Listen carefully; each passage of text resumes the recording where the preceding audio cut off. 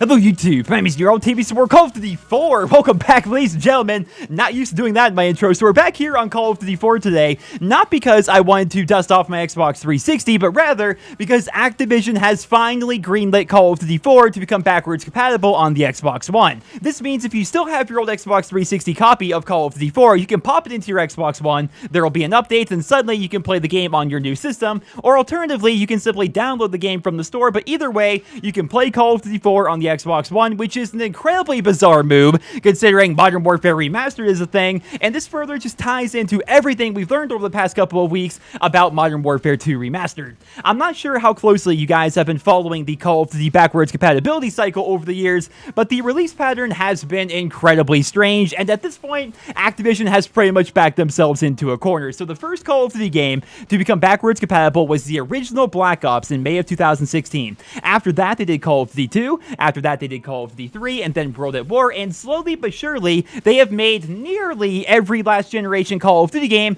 backwards compatible on the Xbox One. They even made the Xbox 360 versions of Ghosts, Advanced Warfare, and Black Ops 3 backwards compatible, despite each one of those games having a separate Xbox One release. Now that Call of Duty 4 is backwards compatible, and it has its own standalone remaster, Activision has backed themselves into a corner because the only last generation Call of Duty games to not be made backwards compatible are Modern Warfare 2 and Modern Warfare 3. What makes this even more interesting is the fact that for years now, both of these games have been the top requested titles over on Xbox.com, but Activision has deliberately made every single game before and after them backwards compatible. I know that here in the Call of Duty community, we have a pretty low opinion of Activision because of all the stuff they pulled over the years, but let's not pretend that they are so stupid that they are willing to leave tons of money on the table by not making these games backwards compatible unless they had a very good reason for doing so, and the obvious reason is Modern Warfare 2 Remastered is right around the corner,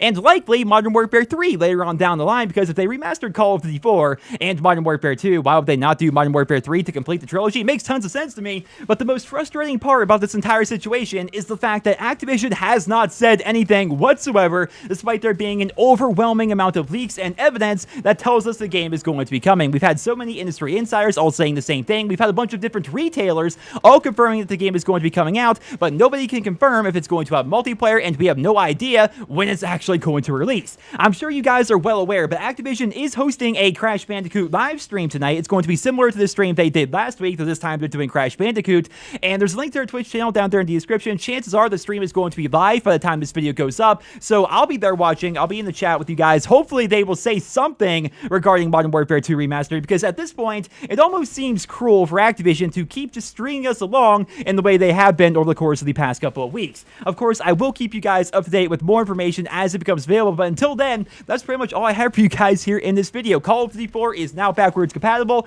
It just ties into everything else we've learned over the past couple of weeks, and I highly recommend, if you have the time or if you still have access to the game, go back and play Call of Duty 4 for a couple of hours, right? Because even if you played a ton of Modern Warfare Remastered last year like I did, it's still fun to go back and play the old game, right? And hear the old sounds, listen to the old announcers, see the old guns and the old visuals. I'm kind of a fanboy for the older Call of Duty games. Like COD 4 was my first game, therefore it's always going to be very near and dear to my heart, but it's fun to go back and play now and again, so I highly recommend go ahead and do that, though sadly, it doesn't look like it becoming backwards compatible is going to revive the community in any way, because it says there's 1,500 people online. I don't think that's accurate, because it took me ages to find a single domination match, and there was only one TDM lobby I could find. The rest of the game modes were completely empty. I could not find a match in there either, so I'm wondering if maybe all the people that maybe would have gone back to play Call of Duty 4 are instead just playing Modern Warfare Remastered. I can't say, but regardless, it's fun to go back and play. Highly recommend that. I hope you guys enjoyed this video. Leave your thoughts and feedback down there in the comment section below, and I hope you guys all have a wonderful day.